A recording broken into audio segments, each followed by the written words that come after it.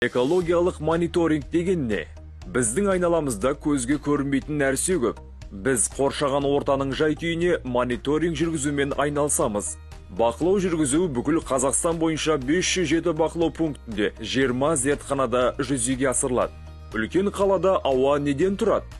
Атмосфералық ауаның жай-күйін бүкіл Қазақстан бойынша орналасқан Қазгидромет РМК ауа мониторингінің 140 станциясы тіркейді.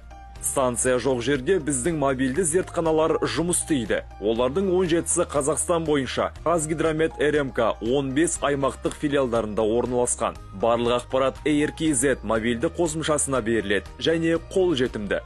Судың құрамын зерттеу өте маңызды. Ол үшін бізде су сапасы 143 су нысандарында тексеріледі.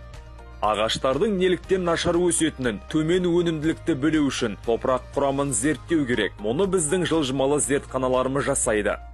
89 метеостанция радиациялық сәулеленуді қадағалайды. 46 метеостанция атмосфералық жауын-шашынның химиялық құрамын, 39 метеостанция қар жамылғысының химиялық құрамын бақылайды. Біздің заманауи және мобильді зертханалар топырақ, су және ауа талдауын жасайды. Ластанудың жекелеген түрлері бойынша ақпарат экологиялық ақпараттың maps.gidromet.kz интерактивті карталарында 24 сағат 7 күн қол жетімді.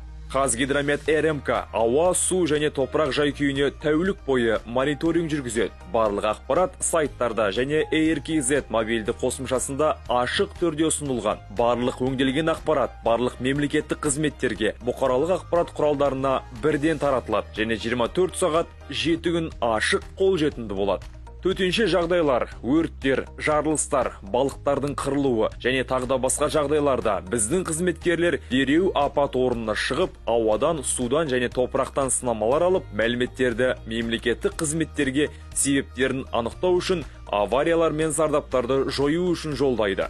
Барлық жедел ақпарат Қазгидромет РМК мобильді қосымшасы мен сайтында орналастырылған.